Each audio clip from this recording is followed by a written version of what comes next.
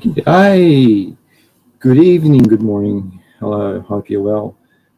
This is a medical cannabis show and I respect the law and I hope you do too.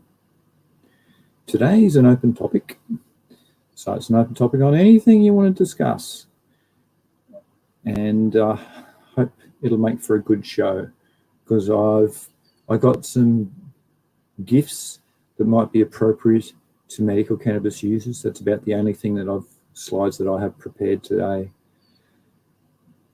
So I'll wait the usual period for people to arrive, and then hopefully some cool questions will be dropped and I can elaborate and we can start the show.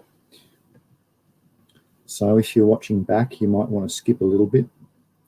Maybe, I don't know, I always wait till 2 minutes and then I try and start, but things don't usually get kicking on till probably 5 or so minutes, I suppose. Yeah, something about that sometimes, or if no one really rocks up, it just makes for a short show. So who knows how it's going to go? Only you can tell that. So I'll wait a little bit till 2 minutes, and then I'll start with that. The gifts for medical cannabis users for 2024. So, and also, I hope you can drop some cool questions, or some comments at least, that can get some chat started. So I've done a few shows now, and quite a few, and I've talked a lot about a topic, and it's hard for me to talk about the same topic unless it's prompted for, because I feel like I'm repeating myself. So I'll be happy to answer any questions.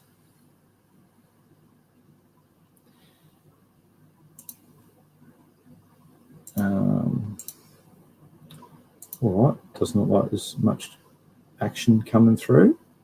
So I'll get to my only slide for today. And who knows, it might be a short show.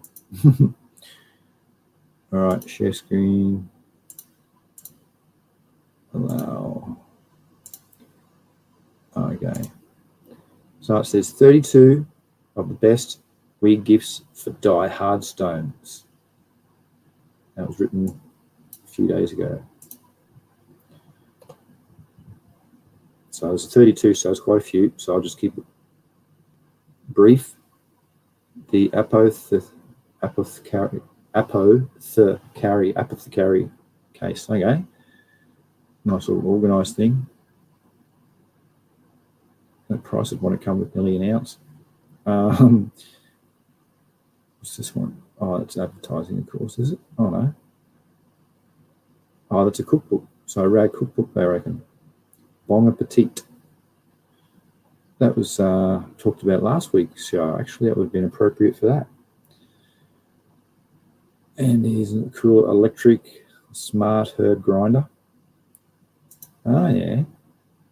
So you must put that down and it just whizzes around with that little thing. You have to watch the heat with grinders. I use a grinder.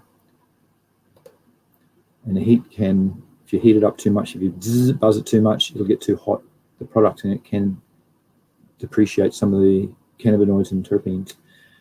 Fire dog smell-proof pouch. Smell-proof, eh? Just because it's legal doesn't mean they can walk around reeking of it. Very good. Oh, I've got some comments coming through. See if anyone's arrived. No, no one yet. All right, that's all right. Actually, I'll see. Oh, okay. Oh, I got a comment coming through that says chat's disabled on YouTube, can't write.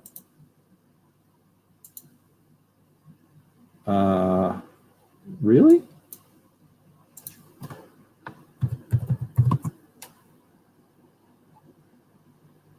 I just wrote in a test then.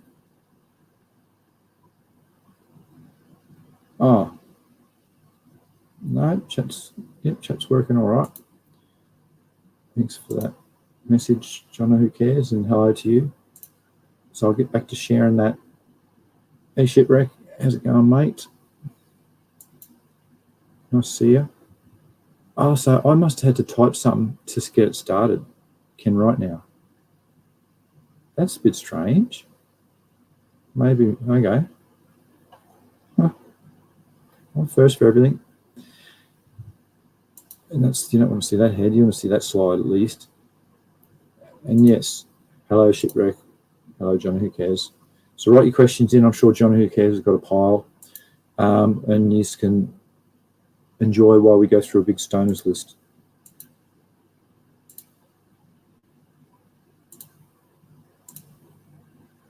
Hello, Renee as well. Dism inverted lighter. Okay. Inverted lighter. Don't know anything about it. It must work upside down. Oh, so it's just a jet lighter.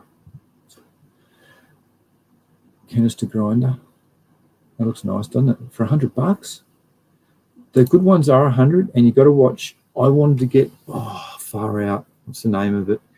It doesn't have all these sections to take them all out for the different dusts, but it's metal, and you've got to watch. Some of the metal can get in your filings, so you want to see if when the teeth grind around, if they're shiny, because that means they're grinding metal in your material. Laundry stainless steel ashtray. Holy mackerel, look at the price. Stainless. You're fair income. Jesus. Okay. What's this thing? A smell-proof backpack. Right. Do you know for smell-proof, not in North America, but oven bags do the same for that. Well, small candle. Okay. $110. Far out. Wow. Really? Wonder why it's so. Oh well. A 420 subscription box. Okay. That's all right, isn't it? It's a little bit of fun stuff in there. A tabletop grinder. Okay. That's a bit better. See how the teeth are a lot wider apart, but you'd still be checking the sides of it after you've used it a few times to see if any of the paint, and you're looking at shiny stuff. $53. You want a heavy one. Herb grinder. Oh, what? Oh, pre-rolls. They're humongous. And I bet you it's $32 each.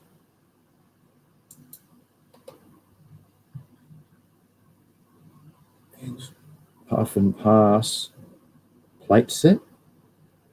Oh, it's for. Look at the price again.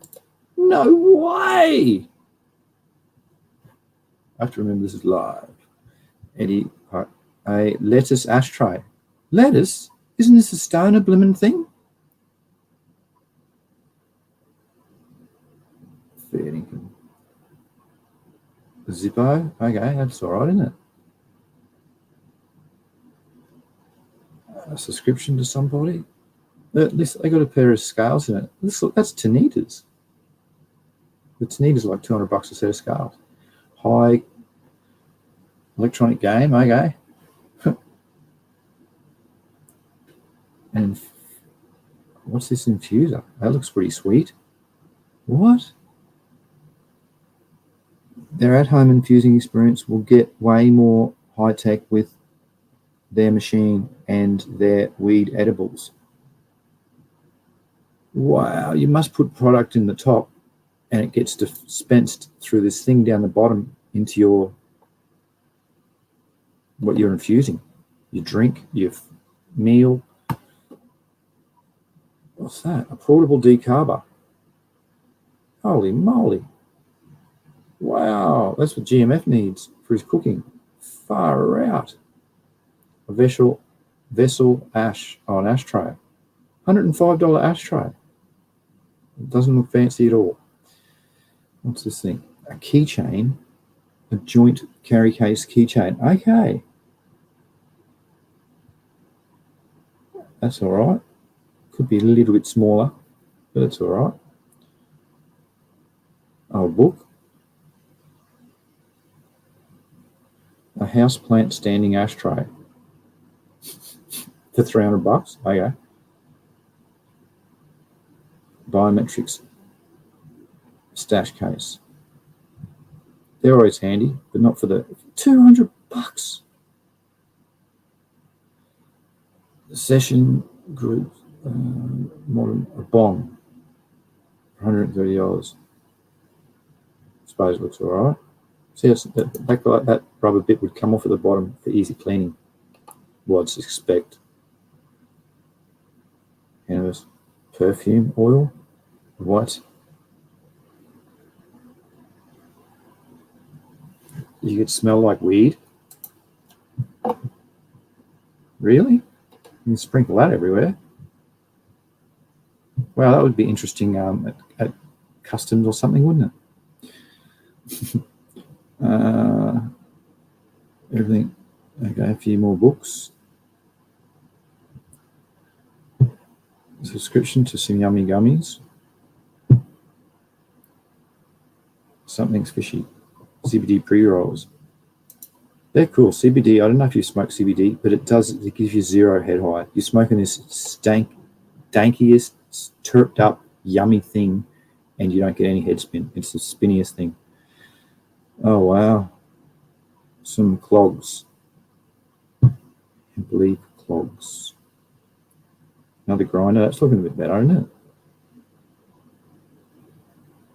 Heaps of room for product inside of it too. Conversation. That's it. That's it. Hope you liked that. I'm sure there's a few. I got to scroll up a bit. There's Lene. Hello, Lene. Good morning. Making a cup and listening in the background. Right on. Hello. Shipwreck says, I like the classic coffee grinder for $20. I just use scissors myself. Yeah. I used to use just scissors. Now I'm into the coffee grinder. And do you know how many buzzes you give the coffee grinder? It's not 5. You got to do 6 because you go 1, 2, 3, 4, 5, 6. Not 6. So because it's sick, your medicine's getting ready. I like the bag. Oh yeah, it says Jono. Who cares? Shipwrecks heard about the infuser. Never checked it out. Handheld oven. Clone degrading. Of a clone. Have you found your get degrading of genetics? Not if you clone it properly. There's a genetic mosaicism hypothesis, which is a good paper on cloning, which shows which part of the plant you should clone it from to maintain its genetics. So, and that's in the middle to just below the bottom. So if you go right to the very top, there's a high chance that epigenetics has kicked in, and with all the growth from the environment's factors imposed on it, it's gone and changed a smidgen. So by reading that paper, it'll give you a good understanding. And it doesn't degrade, it changes through epigenetics. So it could possibly improve or it could degrade. So it depends on the conditions that it's been put through. Has it been mega stressed and it's learnt by that stress and it's primed some of its genes, or has it gone through a detrimental stress event where it can't come back from, where its memory is going to kick in type thing? Hope that helps with that question. Oh, that was the last question. I smell like weed every day. My girlfriend hates it. She wouldn't like that perfume then. Wouldn't be very good for you.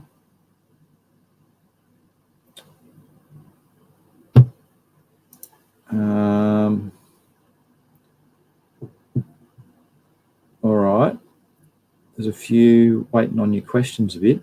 I could elaborate a bit more on the cloning thing if you want, but you can ask some more questions.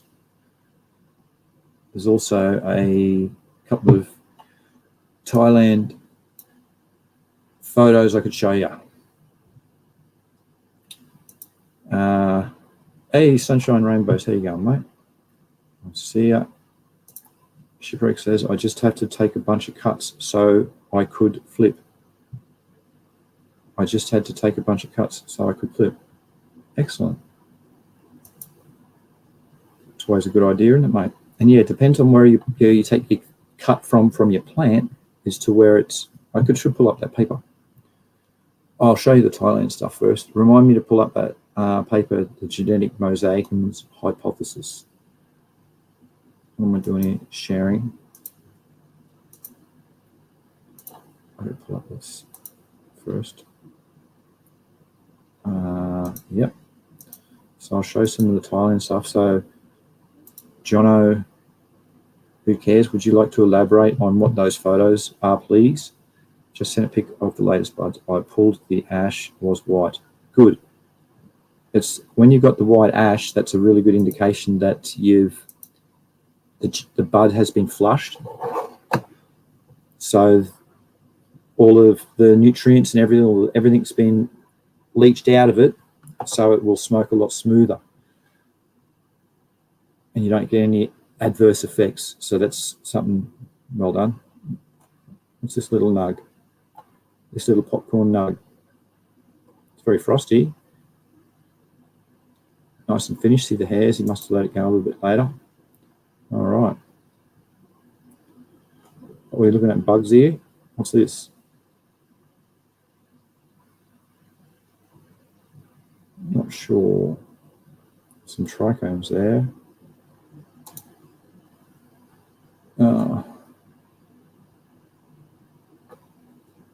Oh, you've got a little, I got one of their microscopes, little handout. They lie to you. They tell you it's 1500x. It's not even close to it. But it's a good start. That's what that previous photo was under that microscope. So the reason is because it might be, say, it's 1.2 or 5 megapixels, but that's at normal zoom, not at the zoomed in. So once you zoom in, the pixelated goes pretty bad, and it's really hard to make out the image. But yeah, I've got one of those too. They're good. They're good to look at things. It's this nice looking, averagely trimmed flower. That's not even trimmed, I think. Yeah, it's not. That's not trimmed up. Look at that. Or it might be trimmed for a certain market. You always trim for your market.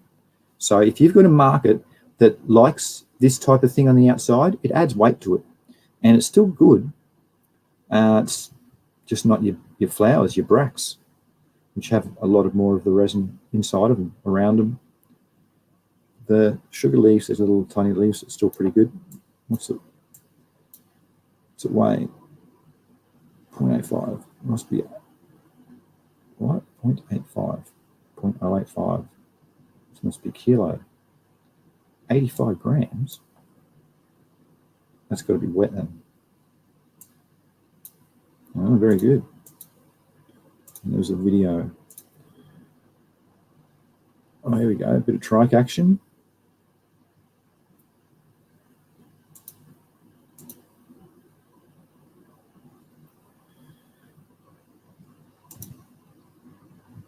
Righto. See how there's all of the bulbous heads are maintained on the stalk capitate? That's good. That means that there's no rough handling has been put into the plant, or this bit of the plant. That's what it shows. So that's what I was looking for there. That's quite good.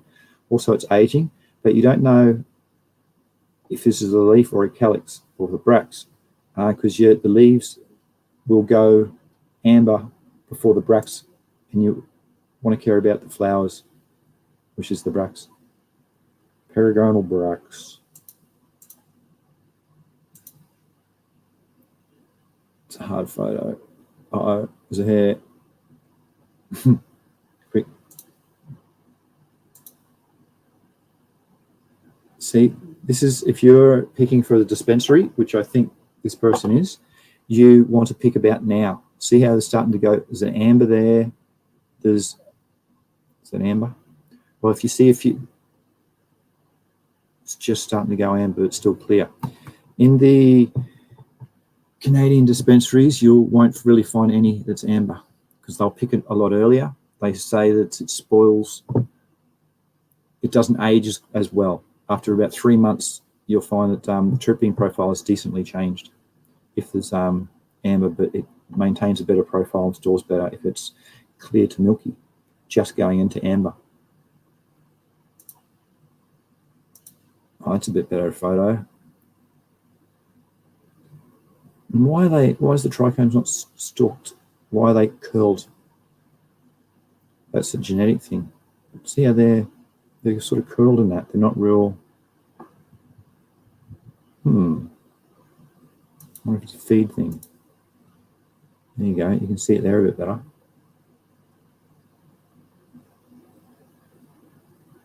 That's the plant material, and that's where the trichome's coming out, growing from it. That's their sessile cap trichomes, the little ones that are on the, haven't got the stalk underneath it. There you go. Epistles. I should call it the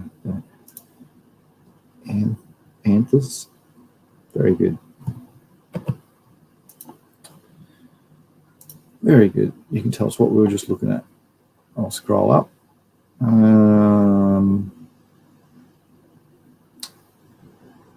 Really, what Shipwreck says, I'm really excited for this run. Testing something I made a few runs back and some pink tef butter. Oh, yum. Very nice.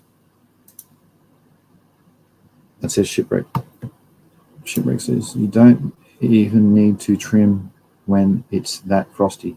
Yeah, that's right. You trim for your market. Take the little stems off the bottom and just leave the sugar leaves on, and some people are happy with that. I started my day with pink DB. That's the way. It's always good to rely on that cultivar. John, who cares? I need to flip. I was looking at taking cuts of my mother plants and flipping them. Yeah, that's a good idea. Yeah.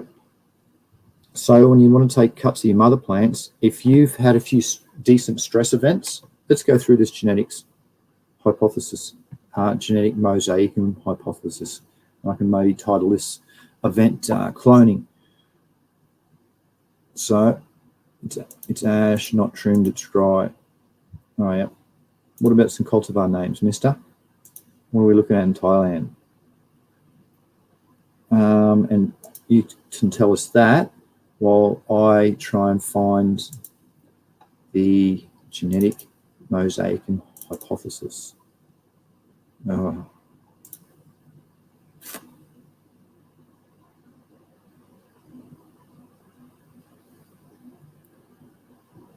Should just Google it. No, it's a good paper there. Probably come up faster if I Google it. Chromosomes, fertilization, embryogenesis. It should be in here.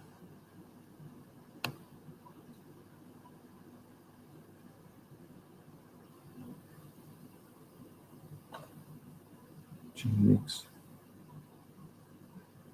All right. Instead of going through all my folders, I'll put it in the search engine and see what happens.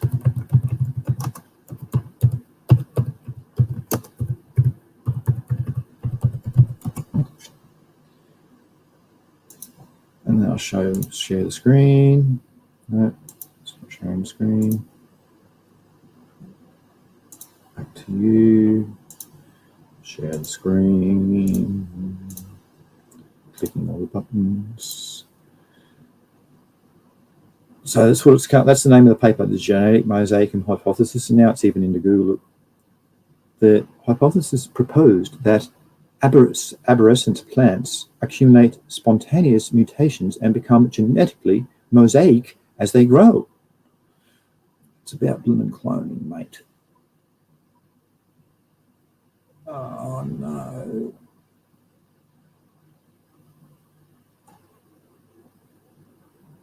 Isn't 2023 presence of two or more lineages with different genotypes arising from a single zygote? That's not it.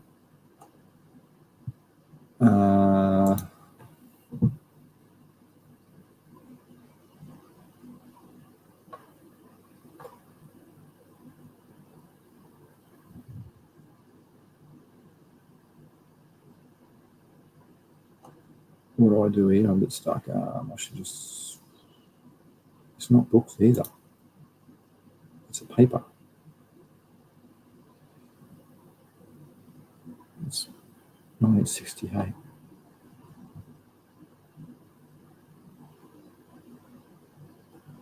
Right. Maybe there's a few different ones. I'll put in plant then.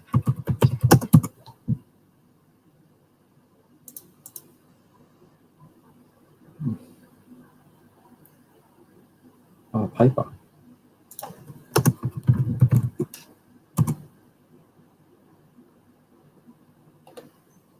That's about the year too. It was a couple of years ago. I was in cannabis. Might help. You still come up with the same one. This one.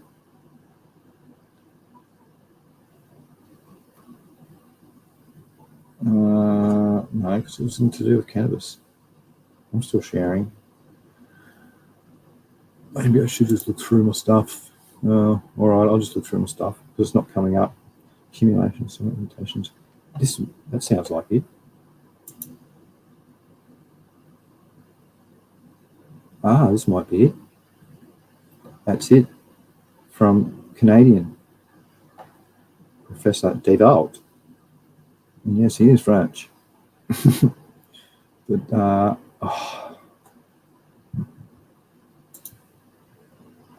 come on, show us the plant. There's a rad picture on it.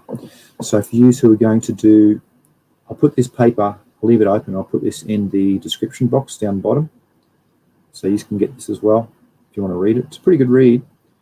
It just tells you exactly whereabouts to clone from, what type of genetic swing you're going to get. Can I zoom in? Why isn't it? It's the top, middle, and bottom. So from cloning, the answer is about here. Just below it is the less chance of genetic swing. So here's one of the mother plant. So if they were going to do any clones, if they want to swing, if their environment has been through quite a lot of stress and they want to use that stress to improve their genetics, they'll take it from the top. But if you've been through a stress event and it's been bad and it's hurt the plant, it might be, I don't know, just can't think of it, a virus or something really bad like that might have just started to systemically get through. You take it from just below the middle. I'll go down here and see what else has been said. Results. So statistics related to the whole genome sequencing of cannabis samples are here. So the bottom, number of reads, depth coverage, mapping rate.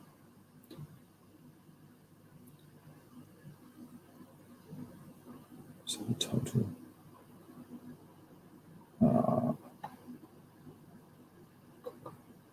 Well, the depth of the coverage has been a lot more there. So it's covered more of the genome there, in the top and the bottom. So it'd be the, I'm sure this is a thing that it shows you. I've read it and that's what the answer is anyway. Even though I can't summarize this to give you that.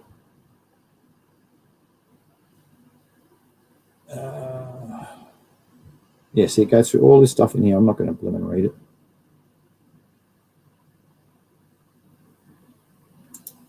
Here we go. Nucleotide variants. Upscale, genetic, intragenic. Frame shift. Oh, wow, that's how they mutate. The type of mutation. Novel mutations. Righto. The variants in cannabinoid and the terpene pathway genes.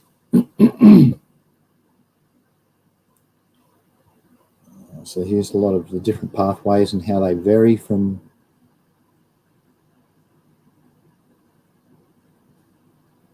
discussion.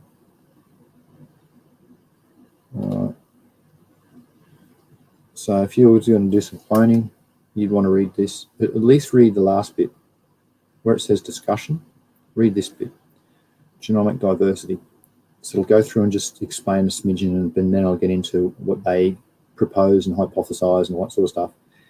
If it doesn't have a conclusion, variants across intraplant genomes. No. impact on cannabinoids and terpene synthase. So that's the enzyme acting upon the different types of cannabinoids and terpenes. Oh, here we go. The findings of the study demonstrate that genetic diversity exists in a single cannabis plant, and the genetic mosaicism hypothesis applies to cannabis. This study is the first to investigate the existing of this phenomenon. Very good. Currently, somatic mutations, so a gene that will just mutate in plants, have many uncertainties from remaining. But as a result of this, they can fine-tune it. From a practical standpoint, this significantly benefits the cannabis industry, as understanding this phenomenon will help establish best practices for maintaining mother plants to minimize, slow, or prevent the accumulation of mutations. Based on this data, we advocate replacing mother plants using cuttings from the basal portion, so down the bottom of the plant, and discourage excessively extending the life of the mother plant. Additionally, important genetics should be preserved using cryopreservation techniques, so freeze drying it at a slow and slowly getting it down, where the original genetic profile can be maintained. I'll come back to that. This research provides a concrete basis on the cannabis mutation research. However, the current study lacked different cultivars. There you go. So yeah, to maintain your genetics, you want the pollen. I've found it stores for many years. If stored correctly, I think it can nearly get stored indefinitely, but even under frozen conditions, it can store for generations. And that's a good way of bringing it back. You can always tissue culture that, and that will, then you'd add this chemical, which is accessible, AussyCC, or another one, and it'll double the chromosomes, which will bring it back to a normal diploid plant, which is a clean version of your genetics, cleaned version of your original genes that you're preserving. So that's a good way and an easier way to do it, because you can just induce the plant, put an ethylene blocker on it, some sort of silver, and that, when it goes into flower, and that will turn it into a male, and you'll collect those pollen sacs, and they will have the pollen inside of them. It's the easiest way, where I say, to extend genetics, maintaining your genetic, maintaining your genes. Yeah, well, that's pretty good. Let's go up to that picture again. Picture's always rad. So yeah, in the basal region, because more epigenetics, that's what it said down in the bottom bit, because epigenetics kicks in every time more shoots kick out from the plant growth and development.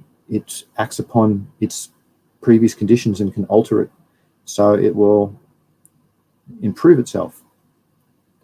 That's how it's we do that too, epigenetics, that's what that's called. Should see if there's any questions. That's pretty cool. Shipwreck says, I'm about week 3 of flower now. Sweet. That's a good time to, did you know it's pretty cool to clone flowers when you're in flower mode, when the plant has its florigen? It's female hormone, female hormone, F1. It's puts out this root pattern. It induced, especially as a tissue culture, it's more advantageous to do that then. It has an adventitious roots system, and you'll find it'll really put out a decent type of root system. It'll go just carry on. So yeah, even up to week 6, it's fine. You just find if it's in week 6, it might throw roots within 10 to 14 days, but you won't get any plant growth until about day 28. It takes at least 4 weeks. And then you'll see the bracts, they're the bits that are going to start and shoot from it. And then it starts to grow the plant out that way. So yeah, it's pretty cool taking, and that's also a good way if you're pheno hunting and stuff like that, because you can let the plant develop its terpene profile, its first terpene profile, because remember it alters as it goes through the plant, as it goes through its growth. And you can see if it's going to be real stanky and strong and potent, and if its morphogenic expression is good with the way it grows. Is it growing where it's really tight and it might develop fungal problems, or is it having a bit of spatial nodal, if it's having space between its nodes, so you can know it's less chance of doing that. So you can tell. So it has its advantages from cloning in flower time. John, who cares, says it was a Wet Betty cross, the stuff that we were just looking at. Thank you. The stuff from Thailand. Thank you, John, who cares. Renee says, I sure miss Pink DB. Ah, yes. Pink DB is good. It's commercially grown in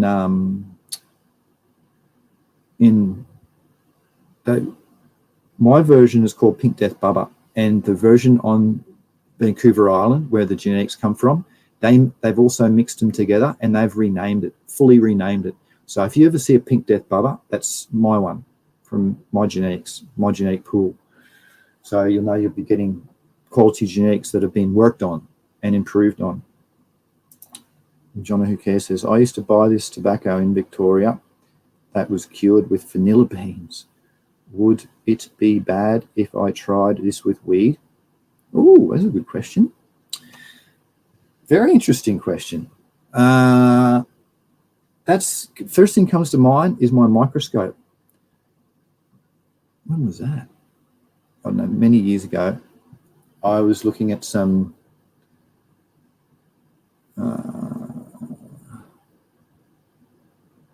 gotta be careful here.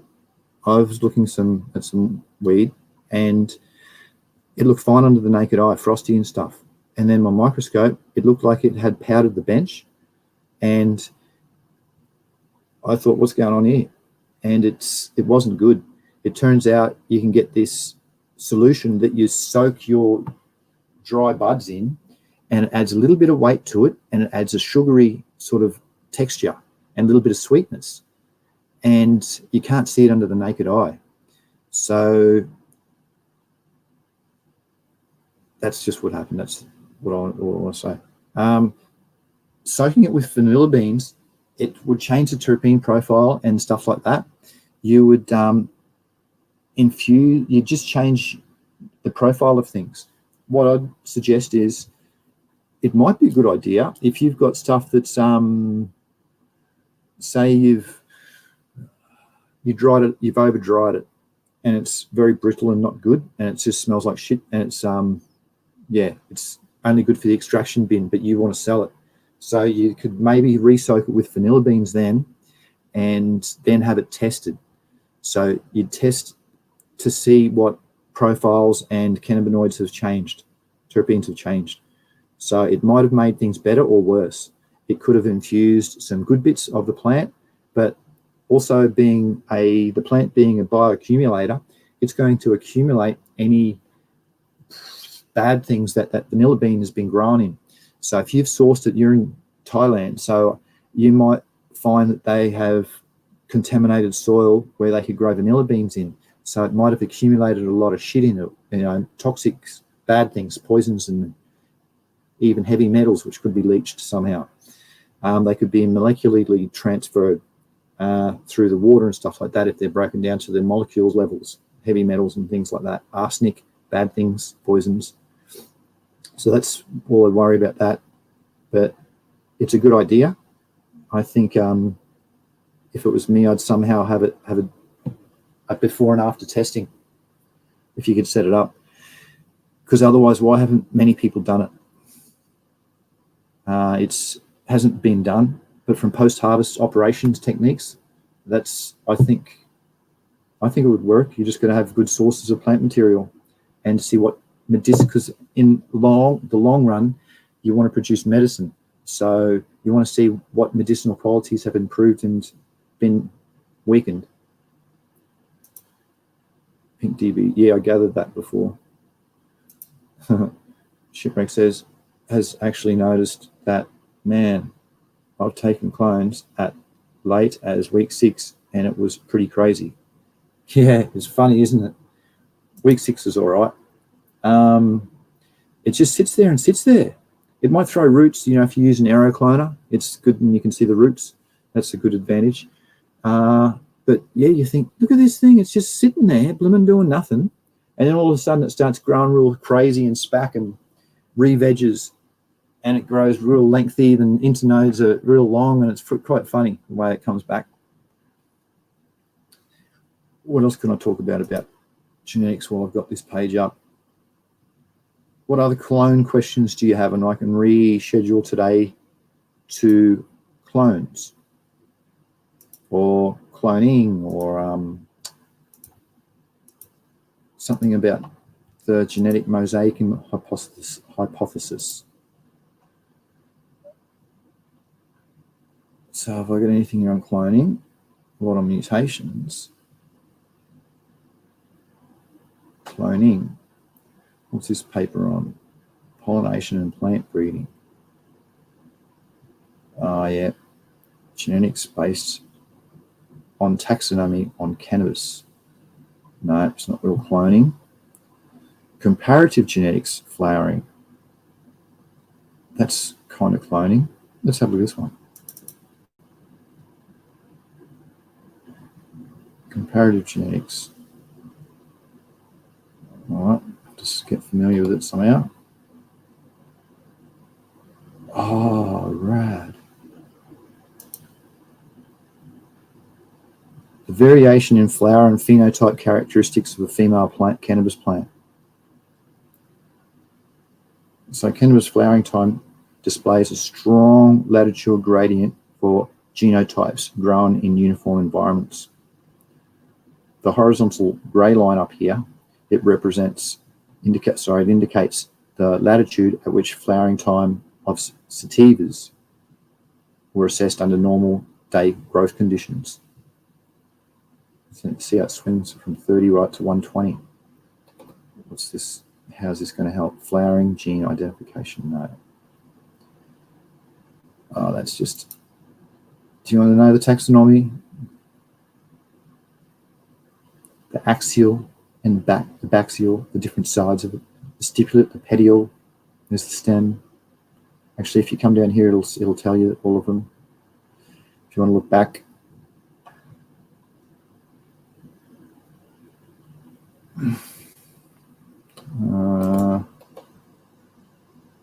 Oh, it's a snazzy little thing, isn't it?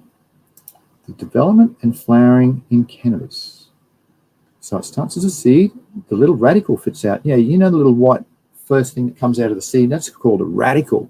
Isn't that rad? Then the main stem, the hypocotyl, starts, and then you get your second, third leaves, and then it goes into secondary growth, which is very important. So this is just a flowering cycle. But before you flip, your plant goes through a secondary growth phase. No, that's right. I've got to keep into clones. That's what we're talking about. If this goes through your, yeah, right. You've got two stages in flower. So your first stage is when it shows its. If you flip it, about 8 days later, you get your little pistils, your little anthers will start to show. And then at day 18, you'll get your resin will start to show. Little trichomes form. And then about day 25, it starts to change into secondary flower, where it wants a lot more light, a lot more growth. It's looking for energy, maximum energy to really swell up the buds. And then later on in day 40, it goes on and starts to taper off. And yeah, so this from day 25 to day 40 is so blimmin' important. High CO2, high everything, it just loves it. Give me more. You want to see heaps of anther or pistil production. At the start, I call it pom-pomming. Can I zoom in? So that hasn't got many at all, but you want it to go, and then you know you're on point. Bang, take a clone of that one. Because there's a high chance you'll get a high yield because the bracts are going to really swell. Because once it gets, say, 20 days to develop that one, it'll grow on top of it again and on top of it. So if you've got heaps to start with, it's really good. So, and a good rule of thumb I do from day 30 is I hold my one finger out behind the bud, and if the buds are bigger than one finger, that's like what the dispensaries used to accept. But yeah, so I know by day 30, 1 finger is good. By day 40, I want 2. Day 53, day 60, 4 fingers. MADS gene phylogenic. All right, this is getting a bit too full on into it with gene names, which we're not going to get into that. Flowering time regulation. No, cloning is today's topic. Inheritance of flowering traits. Well, that's what you want to look for. So if, that's in breeding, not all from other plants. Yeah, okay. So I want to keep it to cloning and mother plants, but I'll try and do that. Genetic analysis of flowers. Yeah, that's a big full-on reel, isn't it? The Flowering Initiative database. That's pretty cool. The circadian clock. That's a good discussion to talk about. Circadian clock in plants, on how it works really well. Gibberellins. Gibberellic acid, one of the 9 or 10 hormones that are in the plants. That's so beneficial if used correctly. Well, all of them are actually. Even abscisic acid and ethylene, which is the bad ones. What's it? Age dependent, photoperiod dependent. It's a gene pathway of the different, the coal ones, the different genes that they activate and turn on, turn off as they go through and flower.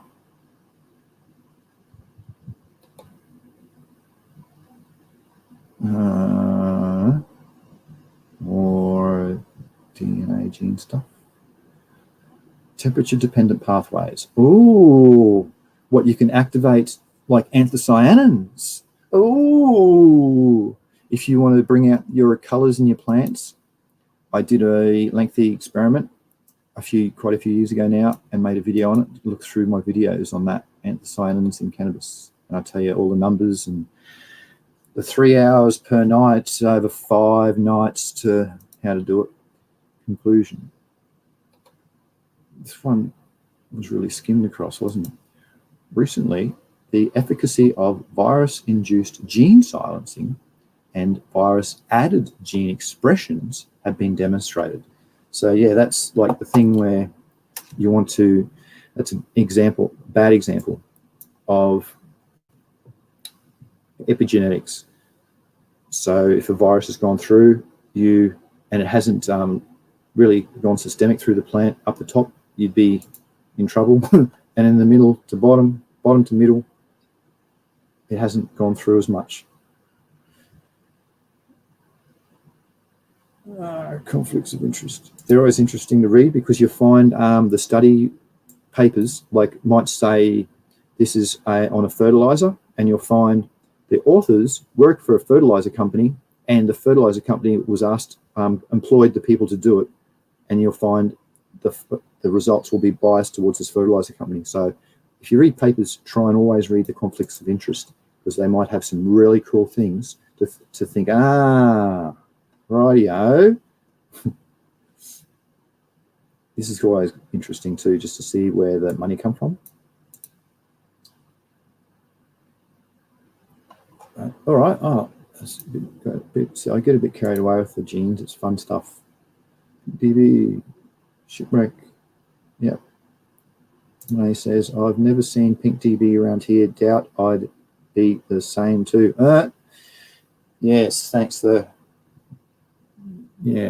Secondary metabolite profile. Who knows? They've gone and they've used the other plant hormones, jasmonic acid and salicylic acid, to their advantage. One of the one of the nutrient companies actually has gibberellic acid in its formula for flowering. They don't have this. I don't know why a company hasn't put out salicylic acid in a formula yet and called it terpene enhancer, because that's the secret formula for them. But today's on clones, that's right. On trimming weed, says Jono. Not many questions today.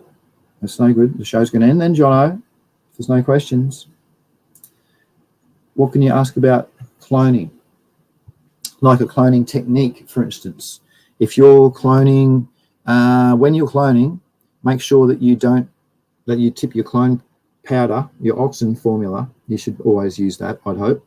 IBAs, NAAs in it, and they're the different types of auxin that are good. Have it tipped out. So tip into a little cup or something like that, or to a bottle cap or something and then you clone into that. And the reason being is different genetics might have a virus or an underlying problem. And it might be a dormant or a latent problem, like hop latent virus, for instance, disease. So by cloning in different, by not contaminating your original source of material, it's very important to do that. Beneficials can be helpful if you don't grow with beneficials. So if you have genetics from someone else and you know they grow not organically, just synthetically, there's a high chance they haven't got an endophyte system or beneficial bacteria and fungi within the plant inside of it. So you want to inoculate it. And I don't do it when, well, all my genetics has benefit endophytes, so I don't need to do it as when I clone. I wait until the roots come out, and then I'll put a little bit just on the roots, just to make sure they've got the beneficials that I want to be there. Going through different seasons and different conditions, you might want to change them up a bit. Yeah, there's a good reason for that. So, but always have the auxin, so you go cut and just a little bit of dip and put it in your cloning device, which I really recommend the aero cloners. You can get even small ones. They might say 20 on them. You think 20, but I grow outdoors and I'm allowed to grow 50. Well, even in a 21, you can put 2 to 5 clones in each little holder thing. They're a little round puck with little slits in it, and you can sit a few different cuttings in it. So you can hold a lot more than it says. So if you're using in one of those machines, you'd take a cutting off your plant down the bottom to middle to maintain its genetics, if that's the way you do it, off a mother plant, and then you dip it straight in and then just sit it in your machine. And the thing that people say about be quick, sit it in water, all that sort of stuff, it'll get air bubbles in it. Well, it might, but I've never had any problems that way.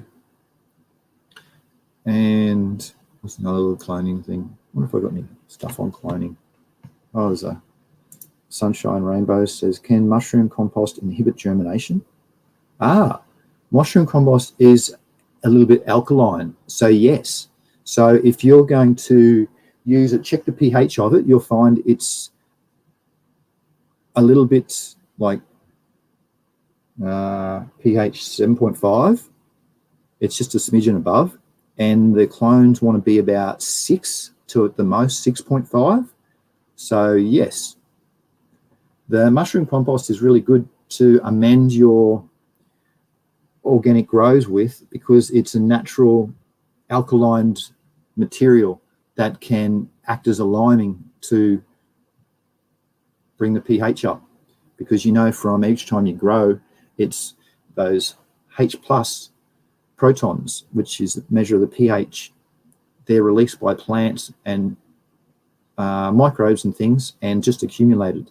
They're not really exchanged overly well, so that's why they just keep accumulating, and it gets higher. So you've got to try and break that. It bonds up, and that's what liming does, or like dolomite's just got calcium, magnesium in it, and that will just break those bonds up and allow the pH to neutralize. But yes, mushroom compost can, mate. So if you're going to germinate, well, I use an aero cloner, and you can't go wrong, because within 5 to 10 days, you've got roots coming out. Then you can decide what to do with it. And yeah, even there's a little bit of a hint in your aero cloner, make up a nice little mix.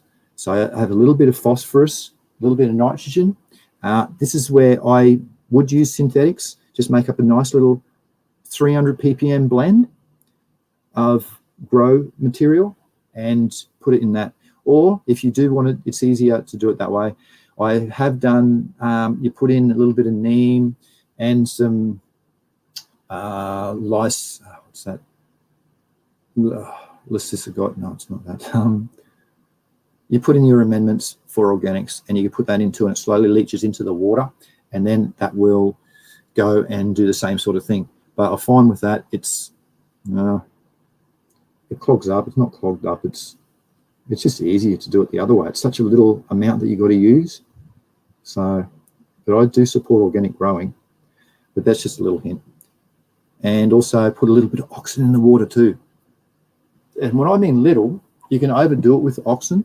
That's one. Most of the hormones you can overdo, and you can. Too little isn't going to do anything. So to find out that sweet spot is hard. So if anything, just put a smidgen in, and a smidgen means a fingernail to 5 litres. So yeah, that's what I'd call a smidgen. I use paddle pop icy pole sticks, those wooden sticks. That's what I use as little scoop things. So I just put a little bit on the icy pole scoop on the end of it, and that's enough that's how I dose my oxygen out. Off the subject a bit, sorry. Hope that helps, Sunshine. So yeah, get an aerocloner, mate. They're about, I don't know, $80, $100 at the most for a little 20, and use one of them, and then you can decide what to do with it afterwards. And it's given it a bit more strength because it's developed roots now, so it's not coming out into a high pH where it's locking out all the calcium and the magnesium, for instance, because the pH is too high. Hang on, pH is too high. That's the opposite. No, I was thinking too low. But anyway, it doesn't like it. I'd like to give accurate information, so I'm not going to try and quote just what it is offhand. Add to the chat, Sunshine, if you've got any more questions on that, mate. Johnny Who Cares says, I read an article on e-gas that you can gas your seeds and it will help stress. Yes, depends what sort of gas.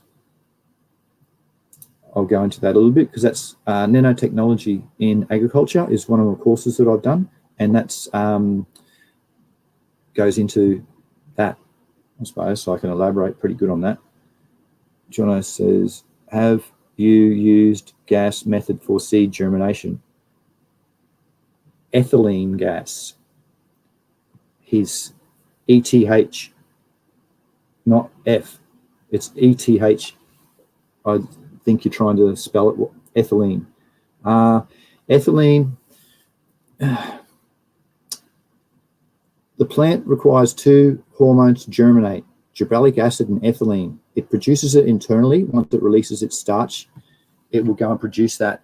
So once the plant has... So yes, to cut a long story short, I do use ethylene gas every single time I germinate a seed.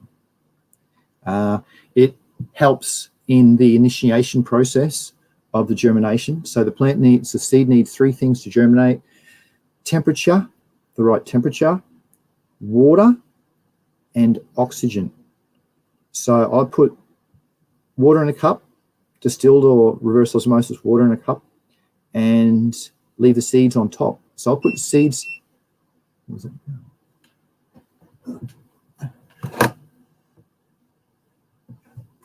I'll put seeds in the bottom of a cup, then I'll tip the water on top to wash them around a bit and things like that, and then the seeds float. I leave them on top and don't touch the container, because when you bump them after a little bit, they'll sink. I'll leave them on top because it gives them the 3 things. It gives the temperature. Well, I'd hope you'd put it in an environment that's around room temperature, 20 to 24 degrees Celsius, or 75 to 80 Fahrenheit, and then leave it in a bag with an apple. And that's the apple will release ethylene in the air volatilely, and you'll be able to smell it after you open the bag, and that will slowly seep into the water and induce into the water, and if the seeds are in top, it'll get through and easily get through into the seeds. Remember, oxygen is 10,000 times slower to be extracted from water than it is to come out of the air. So by keeping the seeds on top, it's a lot easier to get that third element, which is required for its germination. So yes, ethylene gas is, I do that one. To answer your previous question, you read that it helps with stress. By priming the seeds, there's rad things that can come of it. Have a look at one of my talks if you're interested a while ago on nanotechnology, and I go through the different results from the experiments that were done from priming seeds. There's heaps of different, I put up the list of, there's about 20 things that you can prime it with, well, that was done in these experiments, and it's an NPK substitute. So for organic growers, it's just a blimmin' win, and an unbelievable win. They grow and show yields versus normal synthetic grows, and they show only fed water, but primed with different inoculants and elements before it. And one of the is like ethylene gas, is like you're talking about. It works really well, mate.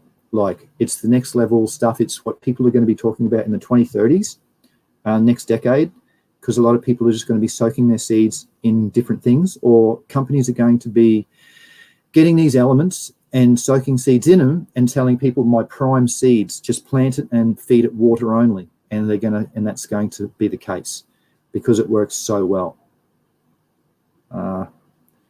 Add some questions to that if you want, because I don't know how else to elaborate further. But it's true, mate. It does work, but you have to be careful what you prime it with, because things can be detrimental too. From the class that I did, everything worked well. Everything beat the yields of the normal synthetic fertilizers from priming seeds. And that is one experiment that I've been looking to do for quite a while now. If I got set up decently, I could have that where I try multiple things, fed only water in certain substrates, and seeing what the outcome was. And then you could just go and really just label it and say, this is my seed soak stuff. People would buy it, they'd find it works. But all it is just simple. For instance, like a calcium, you'll get calcium, pure calcium, lab quality calcium, and put in the right amount, and that's an example of what you do. Or ethylene, for instance, like here, you do it with ethylene, you get so many parts per billion of ethylene, and put it in that environment as well. It's really cool. It's the next level agriculture stuff that'll be coming through. Good questions, Jono. Seems like you're getting into it, mate. Shipwreck says, I never used those cloners in the past, but really started to like them. Yeah, well, the aerocloners, all right, let's pull up a photo. Let's look. Aero cloner.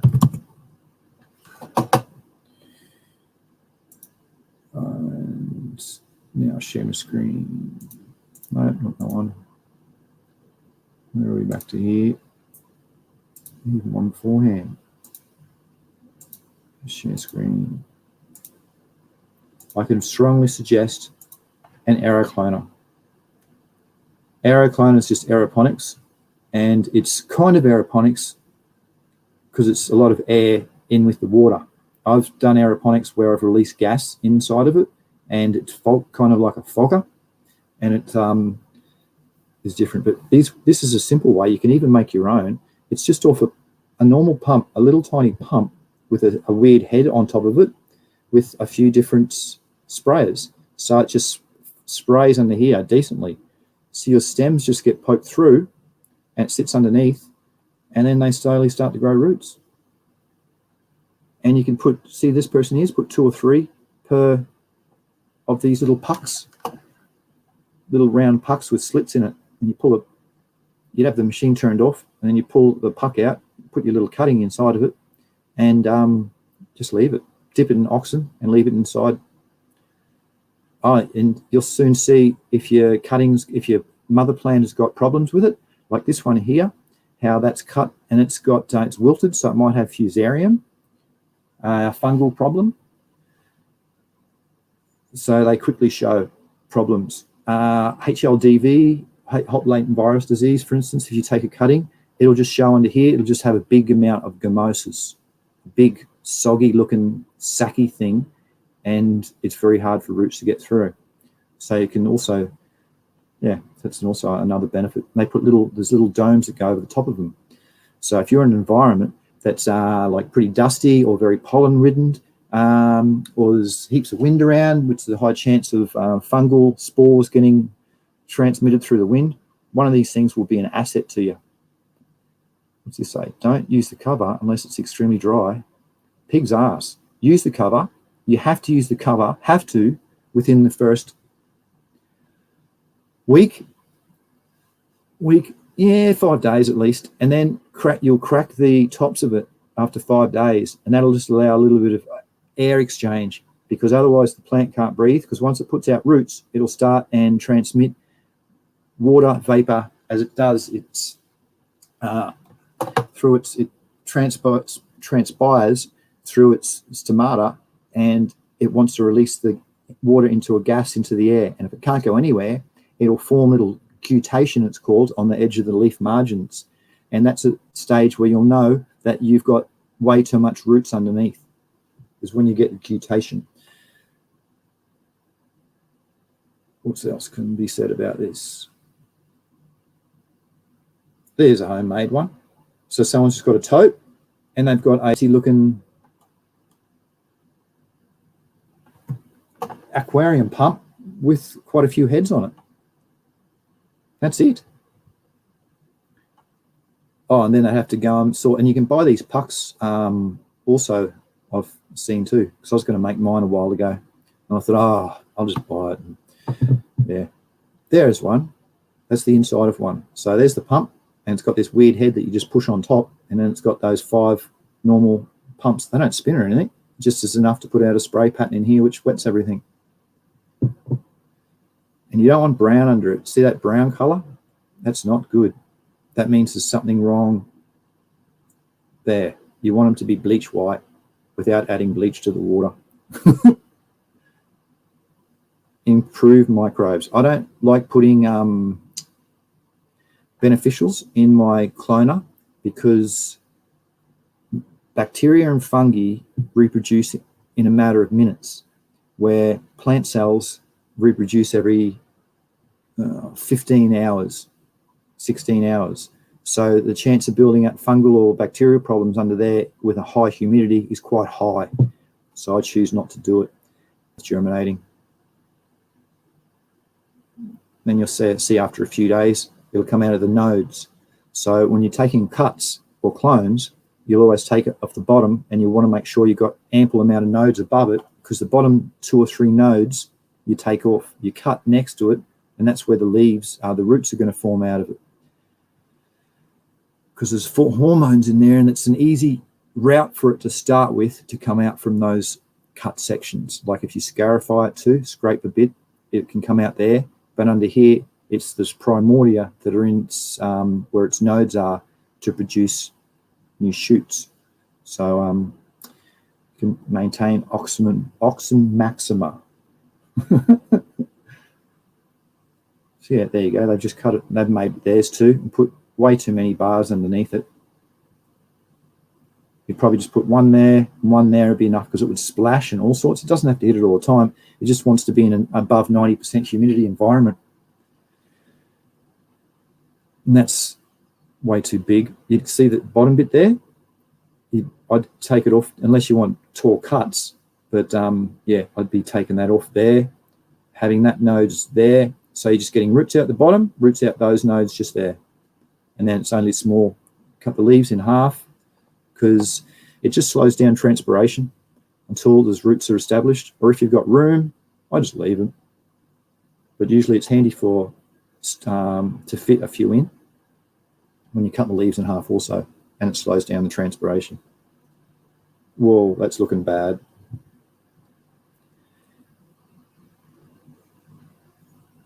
There you go. That's looking very nice. It's got adventitious roots, where the roots grow on top of each other like big hairy ball. There's no real taproot. There's no real lateral roots. It's got a big hairy ball, and they're all laterals. Beautiful. All right, that's a good That was a good spiel, actually. What else can be talked about clones, everybody? This has been pretty good.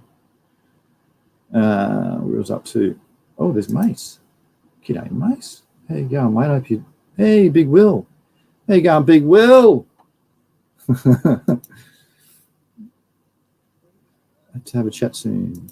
Shipwreck says, I've got a pretty cheap one online. Only has 12 spots, but that's all you need. That's right. That's all he needs. Also, with there's 12 spots, you could fill up 5 in each. If you cut them small and cut the leaves in half, make the whole plant only, what's that, 6 inches, 150 long, you could fit probably times that by 4 at least. So 50 could go in that 12 slotted machine. So that's why the small ones are cool. And they fit anywhere. You can maintain temperature in that substrate well. So you put it in an area where it's,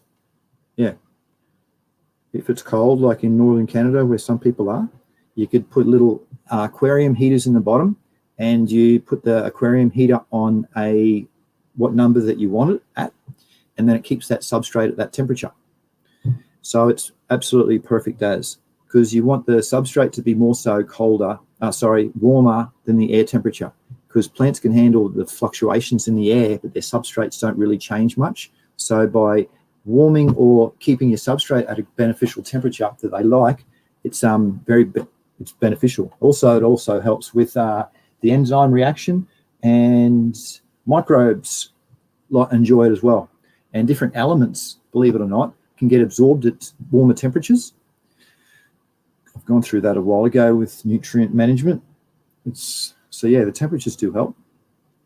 Jono Who Cares says, I read the university article. I wanted to double check. Oh, yeah. That's cool. No worries, mate. Jono Who Cares. I looked at going with air hydroponics. Yeah, don't. It's hard. It's because you're feeding it with, well, you can do it with organics, but it's just hard. You've got to filter everything out. You can use nutrient tea. That's how you do it. Worm tea. But in living soil, organics, it gives you a buffer. So if things are going to go wrong, for instance, if you've got a calcium deficiency or a calcium pig in a cultivar, you're going to get the microbes the plant might ask for it in its exudates, and there might be microbes there that might be able to give it what it wants, convert different elements into the elements that it wants. And the buffering range is a lot higher. So if you're in the hydroponics, and especially air hydroponics or aeroponics, your buffer is going to be so low because you're feeding it chemicals. It's got no one around it but the air and the chemicals to rely on itself. So you can put beneficials into the hydroponics and things too, but it will show deficiencies very fast, and your rate of failure would be higher. You might get a smidgen bigger yields because there's a bit more oxygen getting into the roots. And, out of the 17 essential elements of the plant, 3 of them come from the air and make up 95% of them.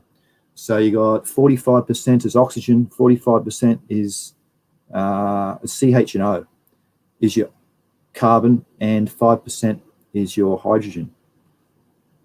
So by helping that out, that's why you get better yields with the hydroponics and faster growth. But its rate of failure is higher. So people should, if you do maybe 2 or 3 years worth, you want to do at least maybe a dozen cycles of organics or living soil with synthetics first, and then go into hydroponics, because you'll just learn colors of leaves. You'll start and think, because the nitrogen will start and leach out faster, and you go, wow, it's just yellowing. So, that's the nessing. No, that's the nitrogen leaching out, and you want to supply it to the synthetics, so you actually have to add it. So it's a bit harder in that sense. You've got to really learn what your leaves are telling you to limit your failure. Yeah, shipwreck. John, who cares, says, what about hydrogen peroxide? What about it? I'm not sure. Well, hydrogen peroxide, H2O2, is bad and good. In small forms, it can help in seed production. But in large forms and with microbes, it kills them. So if you're a synthetic grower, yeah, you might be into hydrogen peroxide, but I'm into organics and I definitely stay away from it because it opposes microbes, and I try and build up microbes and encourage all the beneficial ones to thrive. So when you kill microbes, you're killing mostly all the beneficials, and quite a few of the bad ones will survive it. So the environment that's left after that is the environment that's sort of a clean slate. So whatever's around is going to multiply heaps. And if it's a lot of the bad microbes, you're stuffed.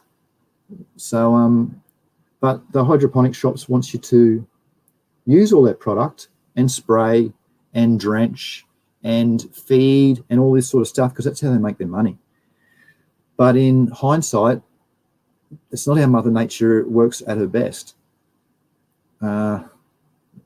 It's how the world survived to how we've gotten to today. So adding it to kill germs, you use hydrogen peroxide.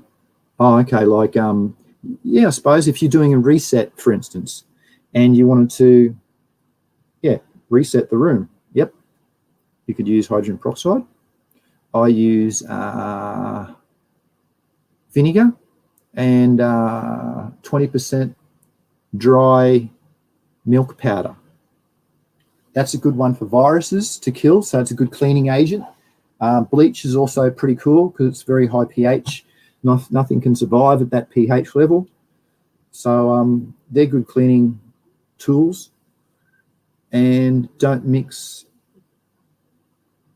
what's that stuff? What I use? If you mixing the chemicals, don't put two in the same bottle and just think I'll just do it once.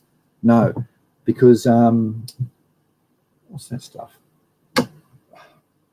Metho or methylated spirits, or the terpen oil. What's the other blooming? Isopropanol. If you mix that with vinegar, that's mustard gas. So that's an example.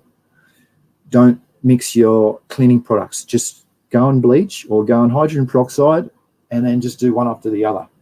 Put them in spray bowls, spray it out, and just quickly wipe it over. It's, yeah.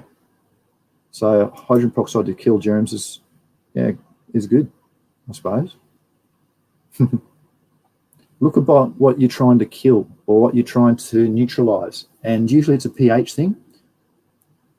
So if you get the high things in the high pH, nothing can survive in that realm. Even viruses find it hard.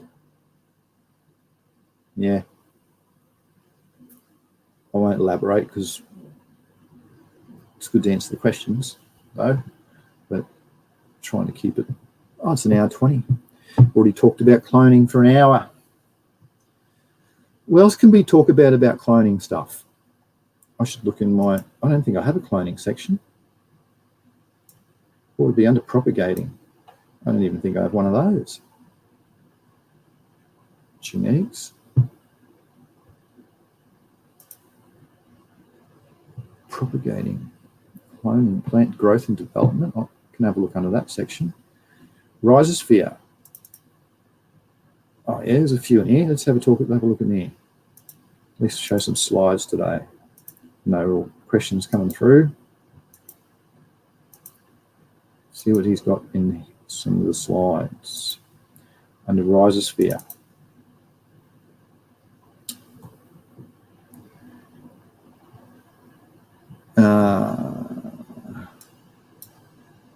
Oh, cool. We were talking before about the amount of elements that were in hydroponics, for instance. And this is an example of having excess of nitrogen in your plant. The plant accepts 2 forms of nitrogen out of the 8 or 10 that there are, and that's ammonium and nitrate. So one's a cation, one's an anion. See, that's positive, that's a negative. So that's why this leaches out of the soil, because soil or most substrates have mostly a negative charge to it. So this doesn't bind with anything, but ammonium does. So this up the top here shows the N concentrations, nitrogen concentrations. So they're getting higher. So you can see right in the middle, this is about the best. Oh, down the bottom here, systemic repression. So it's a nitrogen toxicity. Here's nitrogen sufficient, and this is nitrogen deficiency. So all the elements, even the hormones, have effects on the amounts that you give them. So that's why, if anything, give it too little, because look what's going to happen.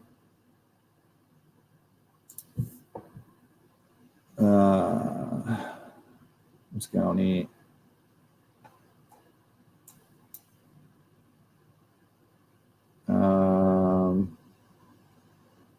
That's an experiment, because they're green. Yes, that was a successful experiment to see if Arthrospira platensis, which is one of the 3 or 4 kinds of spirulina that's beneficial to humans and plants, will sustain germination. The answer is it does.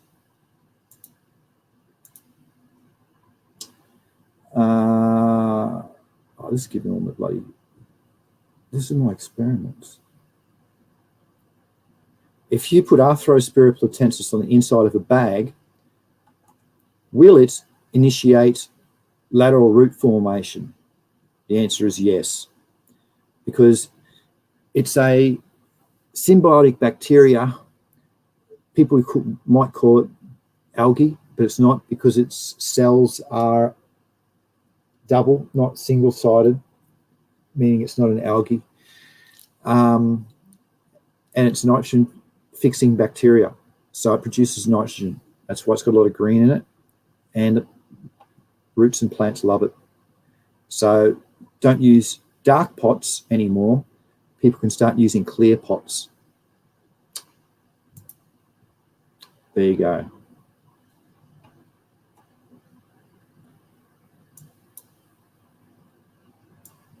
That has it, this doesn't.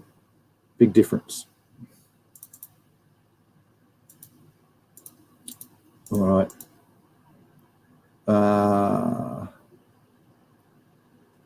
This is just, I should have checked the folder first. I don't want to blow. These exercises are cloning though. It's all my experiments. That's is that a puck? That might be grow wool. I don't even know. I can't remember that one. Oh, here we go. It's definitely a puck with an algae initiated with it. That might have been, yeah, I'm looking for that one. Rooting for resilience. Unearthing nature's arsenal. Okay, that's just a good root slide. That's from some hydroponics, what you expect to see if your plants are going very, very well fed synthetically, fed with massive amounts of CO2, 1500 ppm CO2, and powering on. So if you look at the size, you can't see the stem size, but that's like the size of your arm, like it's decent there. And you can see by that, there's zero browning on it, which is very good, saying that that nutrient substrate that they're in is really, really good. It's providing enough oxygen to the roots. Maybe a smidgen there, but that's only because that root ball is nearly bound. Next. Oh, cool. Microbe-dependent pathways in your roots. So and how they exchange different elements, like here your nitrogen, your phosphorus, it's exchanging it. Arbuscular mycorrhizae fungi. And through the root tip, they go in through root hairs and come out through the root tip. as well, exchange that way. Yeah, look at that underneath. Pretty rad, isn't it? Little tips. And that's the things that always play up, is the tips.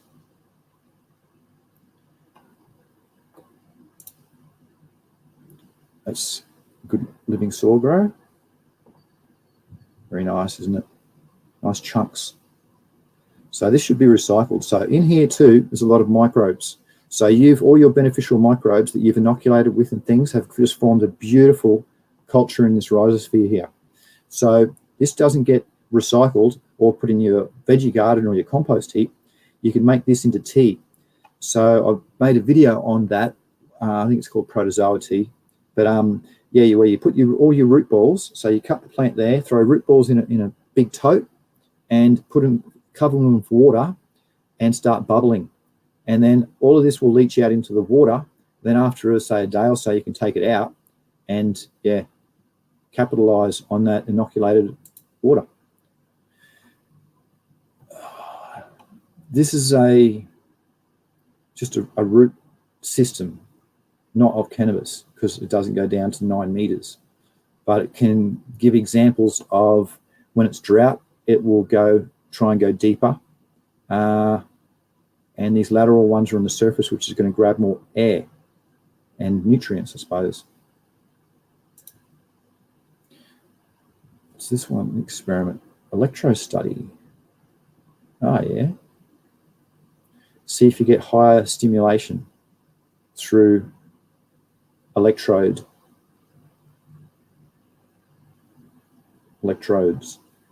which you do. It's called stigmorphogenesis. Stigmorphogenesis. Stiglos with wind. But yeah, it does work. It's just one of those big grow pucks, little 6-inch ones. That's see, it grows long. That's because it goes down and along the pipes. So it can clog up systems. So it's yeah, not easy. That's why if you're growing your hydroponics and you put in small pipes, you're going to have a high chance of this, especially if you grow big plants. Oh, I spoke on this a while ago. Remember electrolysis and how you could energize your plant and how it actually works. We went through the maths actually live on the different voltages, different ohms rates and things like that you need. It's another way for that. Oh, and here's a root mutation. Look at that triple root banger. Isn't it awesome? So that's got 3. Remember what they're called? What are they called, everybody? Remember I said it before? Come on. It's on the tip of your tongue. It starts with the letter R. What? It's radical, isn't it? Oh, yeah. They're your radicals once it shows out to that. And it doesn't stay radical long. And it forms into the root system just after this. And then, yeah, after it's germinated properly. Pretty cool, eh? And that's what these are clay pucks. Another way that you can germinate your clones in. Once they've got roots, put them into anything. Or peat pucks is another way, another word for them. And that's the nice roots that have come out of it. That's formed, what are they called again? Buttress roots when they're above the ground. Keep it on how beneficial microbes feed plants. No, because we're talking about clones on this one. That's it. Oh, wow. Very good.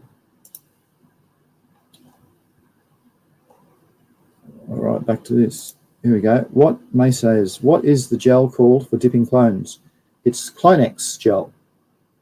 Clonex, or use all of that has in it, mate, is a little bit of hormones. So a cheaper version is at your local hardware store, a big one.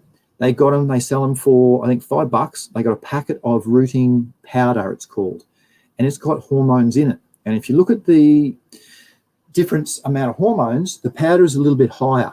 So I don't use the gel, I use the powder. So yeah, and it's also, there's one get the one with it's got a mixture of 2 IBA and NAA. Oh, what's that? Naphthalene, abscisic acid, and butyric acid is butanol butyric acid, IBA, and they're both one of the best oxins you can get for producing roots, and that's in that packet as well. And you get it's called rooting powder. It's in the aisle. It's white. I usually buy a couple at a time. They're really handy because you don't need much. Remember, if you overdo it too, it can be a problem. So just cut it, put a little dip into it. You have to tip a little bit out into a bottle cap first because you don't want to mix all your cuttings with all and contaminate your original product. But yeah, just do that. Fungus. What's the best cloning gel? Oh yeah, I hope I. Well, Clonex is usually, I did use that. It's purple. I use that for quite some years, and it works all right. But yeah, just dip it in oxin. Dip it in the hormones, mate. That's what I recommend. Yep, Clonex. Lene knows it. Yeah. Good on you, Lene. That's it. And you know Radical too. Holy cow. Wow, someone's very informed. Yep, rooting powder works well too. Yep. Jono, who cares, says, I use Clonex. It's the best. That's good. Works well for you. Dave 1969. G'day, mate. Isn't it called Rootex, I think? Oh, they'd be heaps of brands. Heaps of different brands, and I'm sure it's called Rootex as well. There'd be different brands with different amounts in it, and they use different chemicals. That's why with the oxin, with the rooting powder, all it is just the powder, and they use a carrying agent to dilute it in, which is safe. So it's very clean. Shipwreck says there are a few brands of gel. I've used Technoflora and currently use Wilson's Root Stimulant. Oh, yeah. Never seen Clonex for sale in my area. Oh, okay. Joe, who cares, says, I have tried a few others on the market. My friends use honey. Oh, be careful with honey because it has, it's very sweet and microbes love it. So if you're sitting there, you do get genetics that can take 2 or 3 weeks to root.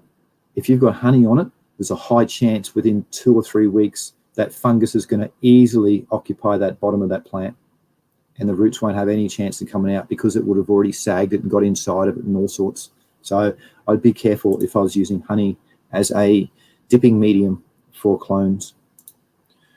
Mace says, what's the name of the best powder to use? Ah, a good question. Well, the best powder, hang on.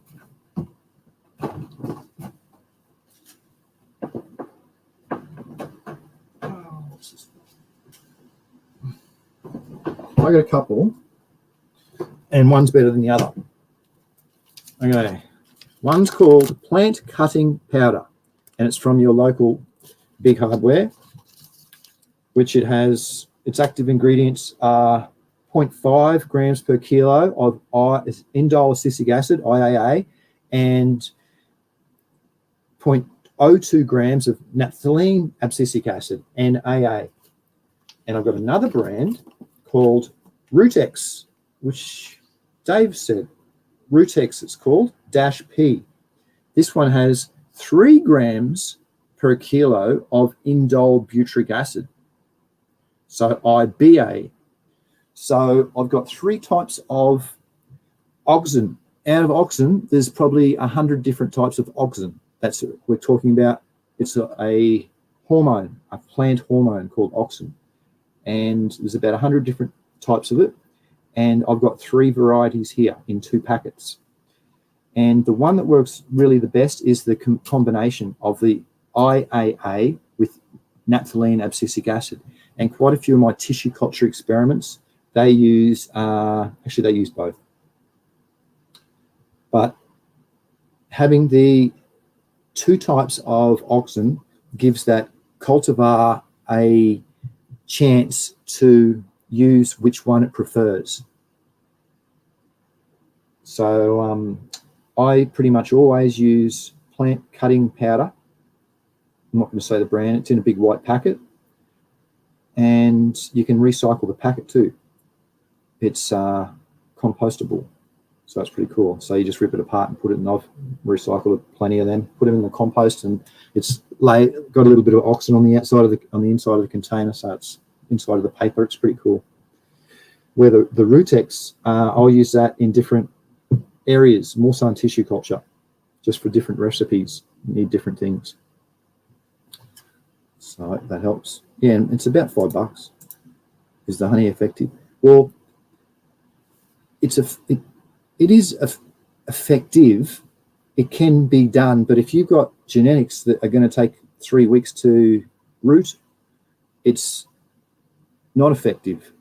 But if you've got very vigorous, if you maintain hybrid vigor in your genetics, which everybody should try and do, there's a high chance that the roots would grow hopefully through the honey, and they'd be rooted in 7 to 10 days. So the microbes wouldn't have time to infest everything. Also said, if you're going to take cuttings in an outdoor environment, in a windy situation with honey, you're pretty much in trouble, because you've just coated the whole of the outside of that honey with microbes, and they'll just start and reproduce because it's a perfect environment for them. High humidity, beautiful electron donors with oxygen and the glucose there, the carbon donor, and there it's on for young and old. So yeah, just I wouldn't. You can buy this plant cutting powder. It's $5, and honestly, how big is this? It says 15 grams, and that would take about, it says in the back it'll treat 500 cuttings. There you go. So 500 cuttings out of one $5 packet. So I'd do that, and that's why I buy a couple packets at a time, because then at least one runs out. You're not in the middle of through. So if you've gone 2 years and you're looking for your next packet, bang, you know you have one. Hope that helps that one, mate. Powder is so cheap too. Yeah, well, and stores good. The honey, the gel, being a gel, it's probably got a use-by date on it, and you have to definitely keep it in the fridge. Where the powder, you don't. Well, I still keep, to be honest, mine's still in the fridge because I want to maintain its most effectiveness. Oh, and what the Rootex has an expiry date. See? An expiry date? That's if it's not kept properly. I couldn't see it expiring if it's kept in a 3 degrees Celsius environment or 40 Fahrenheit in your fridge. Manuka honey. Yeah, Manuka honey, get the real good healthy stuff. Yeah, aloe vera gel's a lot better. Good suggestion, Lene, because it has less glucose in it for your microbes to start and multiply. So if you have access to honey or aloe vera, definitely go with aloe vera. It's heaps good. And aloe vera, it's also beneficial for the plant too. And it's a medium that's used in tissue culture. Jono Who Cares says, I've tried the dry powder. It's a personalized choice. I've found that Clonex from the USA works so much faster on the roots, and I have 100% success rate. That's good. Yeah, fine. Whatever works for you, mate, is excellent. Your cultivars might need the little capsulation. They mightn't be as vigorous, or they might like the amounts of the different substituents that are in the formula. Because I think in those formulas, they don't just put hormones in them. They add maybe some chemicals as well. Where in the plant powders, it's just the hormones only with the carrier agent. 100%. Yes, very good. Holy mackerel, an hour 40 on cloning. This is cool. Wow, what else? What other questions do you have on cloning, people? This has been really a rad show, because I think we've pretty much covered it all. Where to clone from on a plant, heaps of different techniques, the different hormones you use. And why wouldn't you use any other hormones? of all the hormones they have, it's because the auxin is for roots, where the other hormones do other specific things on plants. And the reason, also cloning is a form of tissue culture, because you're trying to form embryogenesis, which is the start of organ cells, which is these roots, because they go and they form, they'll callus up. If you look under the microscope, they'll form little undifferentiated parenchyma cells, they're called. And then they'll be given a little title. All right, can you please root for us? We need roots, we haven't got any. And then it gets that signal and it starts to develop into that shape. And that's how it forms through its, I can go through some plant growth development on the roots if you want, really get into it. It's pericycle cells. Oh no, they're the cells, sorry, that produce for stems, for petioles. But let me know if you want me to go into more detail. I don't mind, because it is topic related today. And yeah, so it is a form of tissue culture by doing, so everybody who's cloned before has had success at tissue culture. Like Jono Who Cares says, I think Clonex has antibiotics in it too. See, there you go. Yep.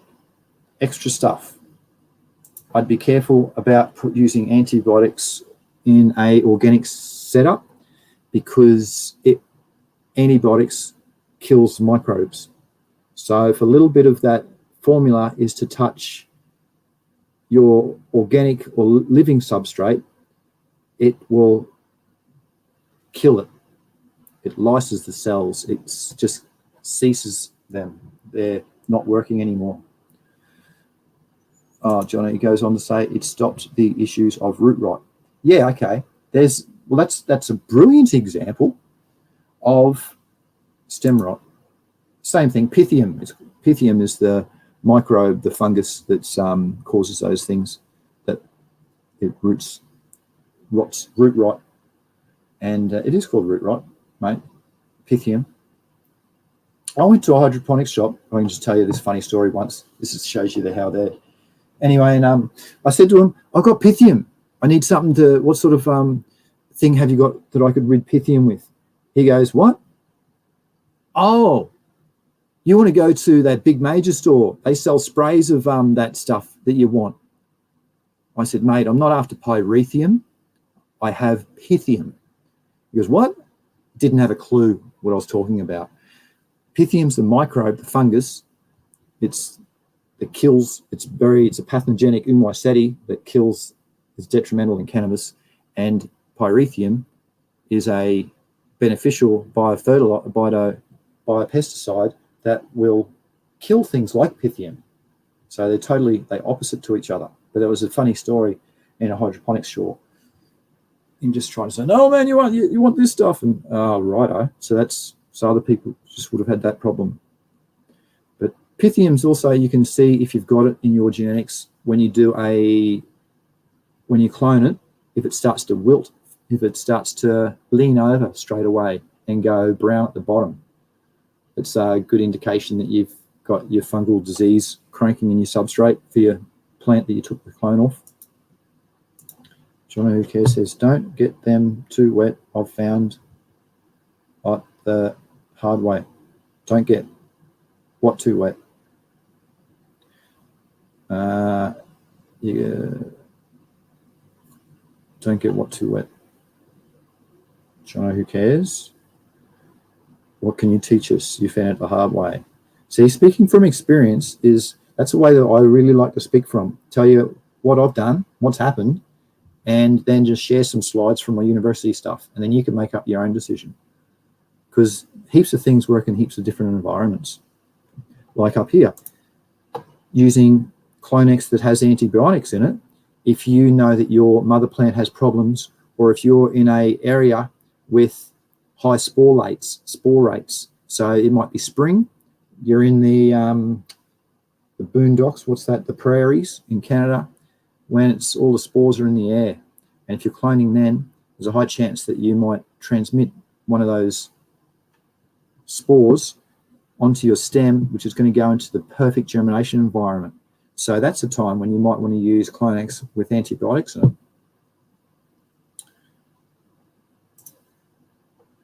we're still waiting for Jono to get back to us. Don't get them too wet. Found out the hard way. The clones. No, you've inoculated yours. What happens if the clones get too wet is they form guttation, and that means they can't transpire properly, which means that the roots are sucking up so much water and they want to push it out through their cells in the plant's leaves, and it can't transpire. So it just keeps building up that way. That's when it's too, I've found when it's too wet. And if you've got enough oxygen in the water, the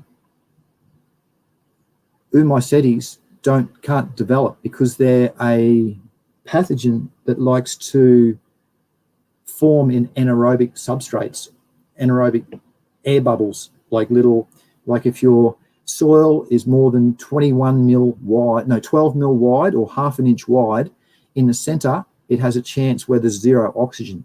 So if you've got zero oxygen inside of that, with some of these Pythium spores, it will start and multiply, and that's when you'll get it. So by using a lot of air in your substrate, you'll eliminate the chance for those types of pathogens. Oh, he goes on to say, I don't use rock wool anymore. Oh, I use brown foam. Okay.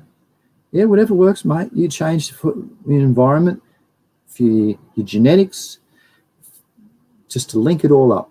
So it's really cool that you can adapt and you know which things to use for different scenarios. So that's cool. Good on you, John. Who cares? What's Mace on about? He reckons that he hears the laws on cannabis are changing in May. Fair income, mate. I haven't been on I'm doing new streams now where it's an open topic each week. So I haven't been checking up the news and the latest studies and stuff like that. So I don't know either. I hear it from you guys and girls. So yeah, I hope so, mate. And it can only get better too. This is the best thing about Australia is our medical system, and our medical cannabis system is shit. So it can only get way, way better. And for each state to be so much like the ACT, it can only get way better. Having home use, and when that happens, I can start sharing genetics legally because I don't need any law problems, and then that'll be fun times. You watch the numbers grow on the stream then.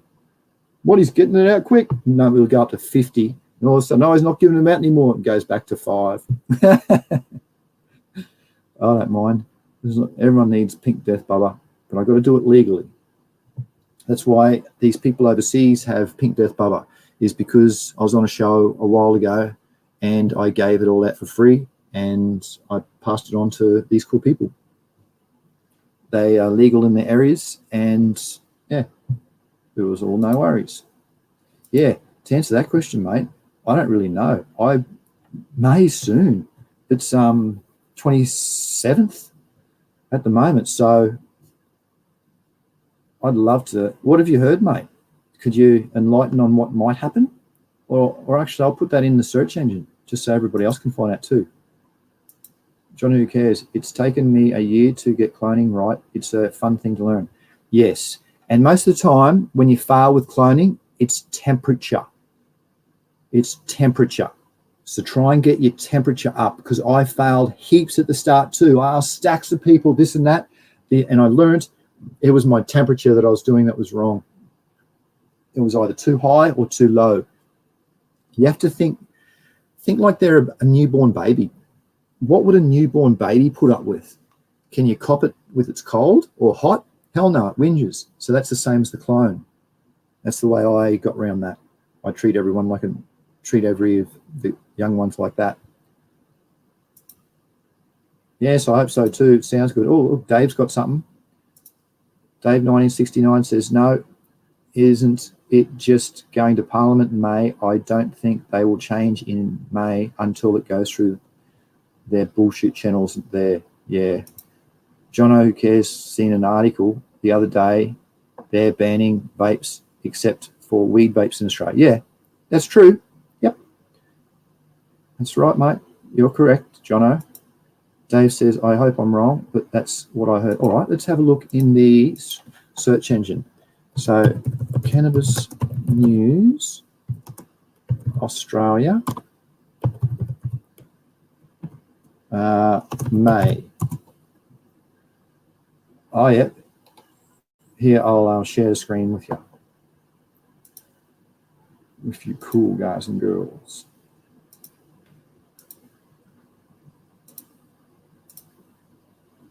Allow to share the screen. Germany. Oh, what?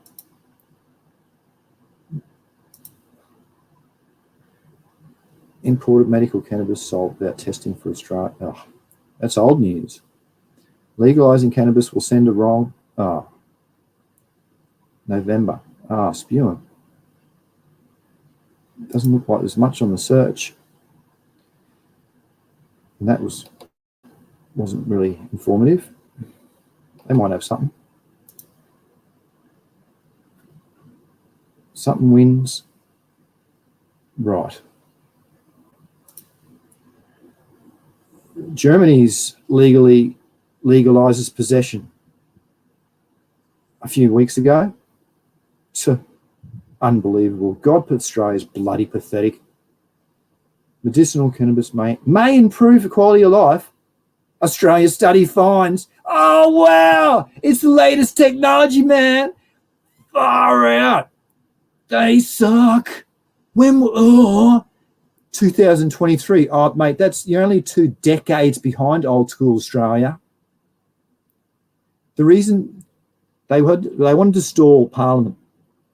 Parliament needed to stall, so they said they wanted Australian studies only, and then they would listen to medicinal cannabis because the other overseas ones that are done in universities are very biased, which is bullshit.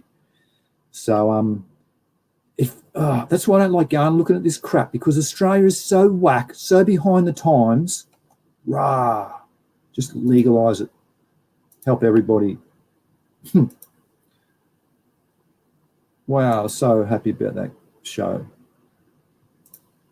I've seen that one, yep. I hope I'm right. But wow. Jono, the laws are going to change in Thailand in a year. Yeah, they will, mate. Not for the good either.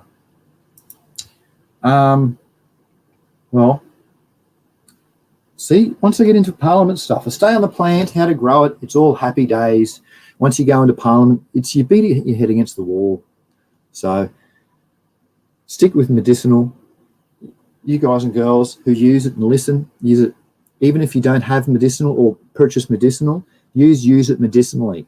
So get doctors' letters, get as many things you can off your professionals, and keep those letters around. So if problems do happen, you can show, listen, I use this. I can't afford the bloody medical program. It's too dear, but I use it medicinally. My doctor and my specialist even say that. So, yeah. Because of the stupid laws that exist in Australia. They find it might actually improve your quality of life. From going to the dispensaries in Canada, I used to ask all the oldies, people over 80, why are you here? They'd say, I can take a fistful of drugs, or I can just use a little bit of cannabis, usually oil or something. And it was the same thing. So that convinced me that Australia, whatever, I'm not going to go on about Australia. They just need good education. They need a lot of things. They need to legalise it. Everyone needs to have access to this good quality medicine. Everybody. But anyway, getting into the laws again, see? Need to get onto the grow. The grow's good. Everyone will be able to grow soon, legally. It'll be fun. Each show will be doing a seed, probably a wheel draw or something fun like that. It'll be great. Yes. Shipwreck knows. One day, man, one day. Hopefully that day soon. And that day is coming. I should end the stream. 6 minutes till 2 hours. Fair income. Holy mackerel. His voice is going high. Yes, cloning. Today's just cloning. All about it. Wicked. Thank you, you excellent people, for asking the questions and help write the title. Please save your cool questions again for next week, or your cannabis stuff. And hopefully it'll be May then, so we might find out what this new law is and how Australia is benefiting, and find out I can give you away seeds legally now. Woohoo! If only. All right. I appreciate everybody for listening. I really, really do. it helps heaps. It made a good stream. It would have went for 10 minutes if you cool folk in chat didn't rock up. And there's not many of yous. So I really appreciate it, really, truly. It's excellent. And thanks for your help, for making it a good, fun stream. And this would have taught or helped a lot of people, I reckon. Because, yeah, with cloning, temperature, check your temperature. Oh, it's too cold or too hot. Ah, because did you know that you can actually put a stem in water and it'll root in certain circumstances, and a stem can just go and just water it once a day and it'll root certain circumstances. So you don't need all this extra bonus. There's even one of the growers who doesn't use any hormones. He just cuts, dips it straight back in the living soil, cuts back, straight back in, and he's never had a problem. So yeah, all different ways. See which ways works for you in your environment. It's all about taxes. Oh, mate. Yes. Australia, says Lene. Can't wait, John, who cares? Shipwreck was fun hanging out. Thank you, Shipwreck. Appreciate that. John, who cares? It's been a good show. Thank you for your nice words, mate. I really appreciate it. Lene, I'll always love Oz. Yes, it's it'll improve when the laws improve. John, yeah, one day. Yeah, I hope the laws will improve, mate. That'll be nice. And we can do that. But until then, no. All right, good people. Thank you for hanging out. And I hope you had just as much fun as I did. And we can wait and see what next week's topic is going to be. Oh, exciting. And what the May new cannabis laws is going to be. Oh, more exciting. Appreciation to all the cool folk and the nice words that get shared. Good on yous. Well, I hope you have a fantastic week, and I'll see you all again next weekend. Happy breeding, happy growing, and good health to you all. Bye-bye.